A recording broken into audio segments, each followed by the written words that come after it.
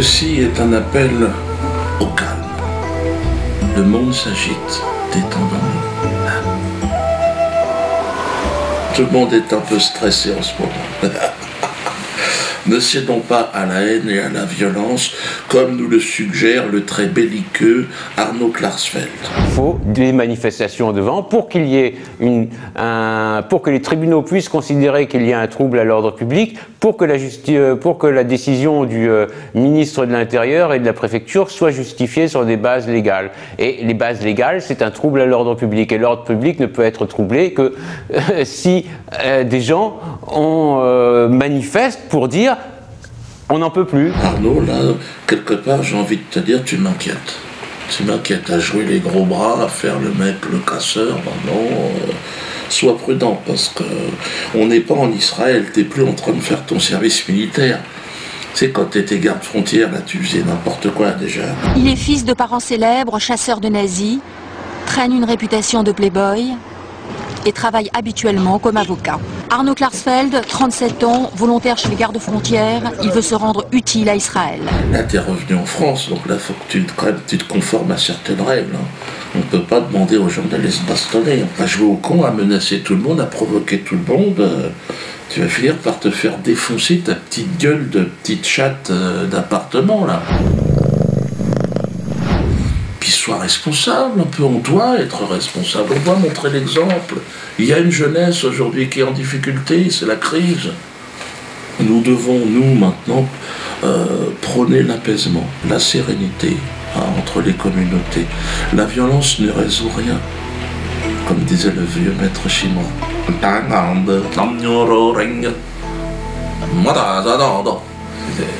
un petit peu développé. Si tu veux débattre avec moi, Nono, moi je veux bien, je suis ouvert en plus au débat. Pourquoi on ne parlerait pas? Hein? Viens me voir, ou même j'irai te voir, on parle, on communique, on l'avait déjà fait une fois, Klarsfeld, tu te souviens? Là, on peut parler de chambre à gaz. Apparemment, tu as envie de parler de chambre à gaz. Parlons-en. Bon, je ne suis pas sûr d'être très précis là-dessus, hein. Il y a Robert autrement, Robert Forisson, si tu veux, lui je peux lui demander de te donner son contact. Mais bon là je sais pas si... Bon après tu vois, Robert, tu sais on a fait un clip, tiens regarde. Chaud ananas. Oh, chaud ananas. Ah il aime aussi la danse. Alors oui, tu parles de chambre à gaz parce que comme quoi j'aurais plus ou moins dit à Patrick Cohen que je souhaitais que, enfin je regrettais qu'il ne soit pas mort dans une chambre à gaz, mais c'est pas du tout ça que j'ai dit. Ah, il y a méprise les gars là. Patrick Cohen a fait une liste noire de personnes que l'on ne doit pas interviewer dans les médias. Quand je pense à ça, c'est dommage qu'ils aient arrêté les chambres à gaz. Ils ont monté ça, ils ont juste sorti un petit bout, mais t'as pas... Mais non, c'est pas ça. Patrick Cohen a dit que j'avais un cerveau malade. Écoute-le. Est-ce que vous continuerez d'inviter Tariq Ramadan, Dieudonné, Alain Soral, Marc-Édouard Nab? On a une responsabilité quand on anime une émission de débat public, on a une responsabilité, par exemple, de ne pas propager les thèses complotistes, de ne pas donner la parole à des cerveaux malades, parce que dans les gens que j'ai cités, je pense qu'il y a des cerveaux malades. Tu comprends? Donc moi sur scène, je m'interroge, je dis, ben ouais, ben dis donc, comment ça j'ai un cerveau malade? Et le procureur, il poursuit pas là? Alors à moins que Patrick Cohen soit neurologue en fin d'après-midi, mais là on n'est pas au courant de ça, nous. J'ai un cerveau malade, je t'emmerde, attends. Alors j'ai dit, c'est là, j'ai dit, bon voyons, les chambres à gaz, dommage. Ah mais c'est normal, puisqu'il dit que j'ai un cerveau malade, réfléchis. Alors toi tu prends cette phrase sortie d'un contexte humoristique où les gens se pissent dessus, ils se marrent. Dis donc continue. Et puis toi tu dis, ah non regarde les chambres. Mais non, ça fait un bout de temps qu'ils en veulent à mon cerveau, tu sais. Grosso modo, je suis un singe, c'est ça qu'ils prétendent. J'ai quand même le droit de m'exprimer. De toute façon, s'il y avait un procès sur ce truc-là de Patrick Cohen, je serais partie civile, moi. Mais oui, dis donc, parce que c'est sur les bases d'une émission qui a volé des images de mon spectacle. Donc, quoi qu'il arrive, je suis là. Allez-y. Je suis partie civile dans cette affaire. Et je vais gagner. Hein. Mais oui, qu'est-ce que vous voulez? C'est n'importe quoi. Alors, faut arrêter des conneries. Klarsfeld, détends-toi le sphincter. Hein? Ton père chassait les nazis, toi, mais oui, mais là, moi je suis pas un nazi, Klarsfeld, regarde ma gueule. Je suis né en 66. Donc j'étais pas né, moi, toi. Donc, et je t'ai dit, les chambres à gaz, j'y connais rien. Si tu veux vraiment, je peux t'organiser un rencard avec Robert. Tu veux que je te remette la corridor? Non, bon, on ne remet pas. À cause de gens comme toi, Klarsfeld, à cause de gens comme Jacques Lubowitz, des jeunes juifs se sont rendus coupables d'agressions en bande organisée. C'était à Lyon. Samedi dernier, vers 23 h, des jeunes issus de la communauté juive font irruption dans l'établissement pour en découdre avec 4 serveurs. Motif de leur colère, cette photo postée sur Internet. Les employés y font une quenelle, un geste équivoque lancé par Dieudonné et que certains assimilent à un salut nazi. Une demi-heure plus tard, les mêmes jeunes se rendent dans un restaurant du 7e arrondissement. Là aussi, ils souhaitent s'en prendre à un employé qui a posté le même type de photos sur les réseaux sociaux. Une bagarre éclate avec les agents de sécurité qui finissent par repousser les agresseurs. Le lendemain, nouveau raid similaire, cette fois à Villeurbanne. Un homme est frappé et enfermé dans le coffre d'une voiture. Ils ont été arrêtés, bon évidemment, comme des jeunes cons. Qu'est-ce que tu veux que je te dise? Ils ont fait ça en mocassin, ils n'étaient pas profilés. Bon là, ils sont sous contrôle judiciaire. Donc là, ils vont certainement faire de la prison. Normalement, ils devraient être en prison. Petit coup de téléphone, mais bon, ça ne pourra pas tenir une éternité. Donc là, je dis aussi que la victime de cette agression donc, est déjà nommée quenelle d'or cette année. Ce sera le 21 juin. J'espère qu'elle va bien, elle et sa famille, qu'elle n'hésite pas à prendre contact avec nous. Les autorités juives de Lyon ont été raisonnables. Contrairement à vous, ils ont appelé à l'accalmie. Regardez, écoutez-les. Ce sont des actes isolés. Bien évidemment que je condamne avec la plus grande fermeté parce que cela ferait une très mauvaise image à la communauté juive. Il est hors de question que qui que ce soit puisse, au nom de la communauté juive, pratiquer ce genre de bagarre ou d'expédition punitive. C'est totalement contraire au principe même de la communauté juive. Calmez-vous, les jeunes juifs de France, détendez-vous. Il paraît qu'ils veulent manifester devant le théâtre de la Main d'Or le 16 janvier prochain. Moi, je suis pour la manifestation, mais attention, les gars. De toute façon, moi, je demande aux autorités de nous protéger. Mais le problème, c'est que il y a des gens en face qui ne sont pas contents non plus. Je ne vous ferai pas le poids, parce que les gens sont motivés, attention. Moi, je suis contre la violence. Je trouve que... Et je ne suis pas antisémite, si c'est ça qui vous fait peur. Non. Ah, vous pensez que... Non, non.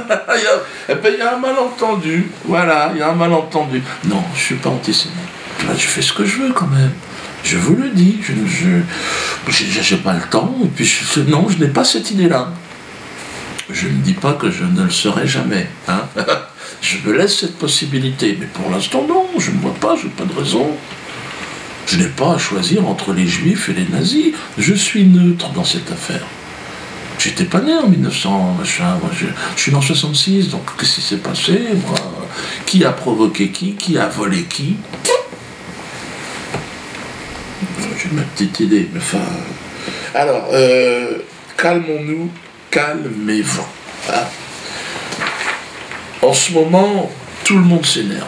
Évidemment, Manuel Valls met de l'huile sur le feu. Dans un communiqué, Manuel Valls dit étudier la possibilité d'empêcher ces réunions publiques, qui contribuent selon lui à chaque nouvelle représentation à accroître les risques de troubles à l'ordre public. Là, il s'agit de haine, d'antisémitisme. Et ce geste lui-même est un geste de haine, est un geste antisémite, et tous ceux qui le font doivent savoir aujourd'hui, ils ne peuvent pas dire qu'ils ne le savent pas. Moi, je sais faire la distinction entre le génie de l'humour qu'un des proches pouvait avoir et les petits entrepreneurs de la haine. Disons, je suis le seul qui arrive de lui faire rire. Je suis le seul qui arrive de lui faire rire. Oui, quelques blancs. Non, quelques blancs, quelques white, quelques blancos. Il a un projet pour moi, un projet, on va appeler ça de peine de mort sociale. Là, il s'est fixé un objectif, c'est m'interdire de travailler. D'un côté, les associations de la pleurniche me font condamner à des lourdes sanctions, et de l'autre côté, on m'empêche de travailler. Merde, qu'est-ce que je dois faire? Je dois rester chez moi, écouter mes petits « papa, viens manger !» Ben, j'en ai 9 des gosses, moi. Ben oui, on fait comment? Oui, 9, parce que... ouais. Manu, arrête. Pars en vacances, t'as plus le niveau, là. Tu fais n'importe quoi. La seule façon d'interdire mes spectacles, il n'y en a qu'une, dans un état de droit, c'est de faire une loi.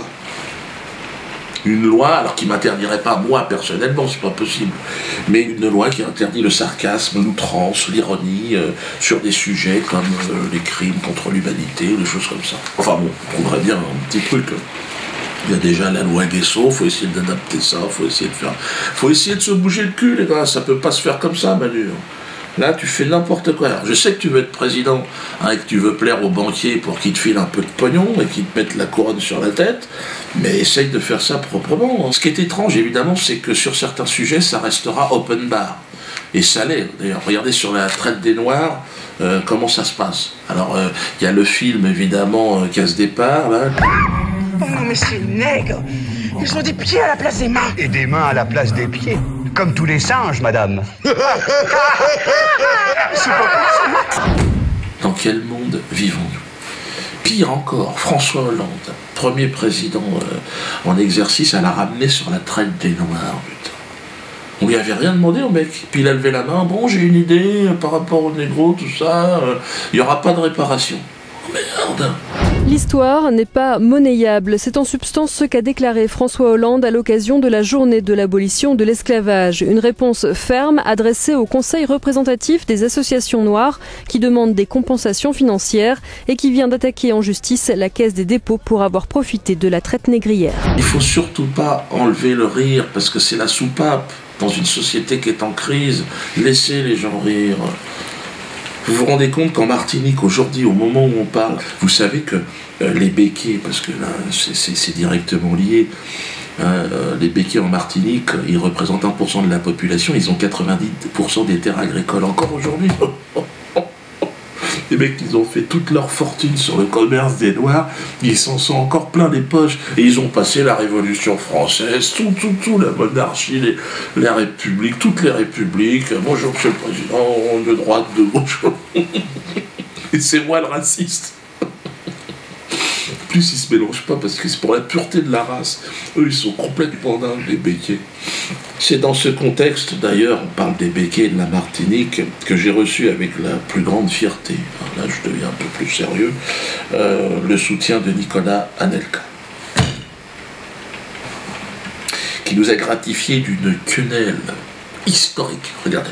Nicolas Anelka a reproduit le geste si polémique. La Ligue contre le racisme et l'antisémitisme s'en est pris de son côté à la personne de Nicolas Anelka. Nicolas, tes ancêtres peuvent être fiers de toi, vraiment. Tu es le Mohamed Ali français. C'est celui qui dit non, c'est le nègre qui s'oppose, qui se lève, qui se redresse. Canel. Mais pourquoi Canel, un ami, tu aurais même pu dire le frère Dieudonné. Nous sommes finalement le maillon d'une chaîne qui se referme sur une autre. L'esclave, il n'est pas loin. Et puis cette libération par la quenelle, elle concerne tout le monde. C'est pas seulement une histoire des négros.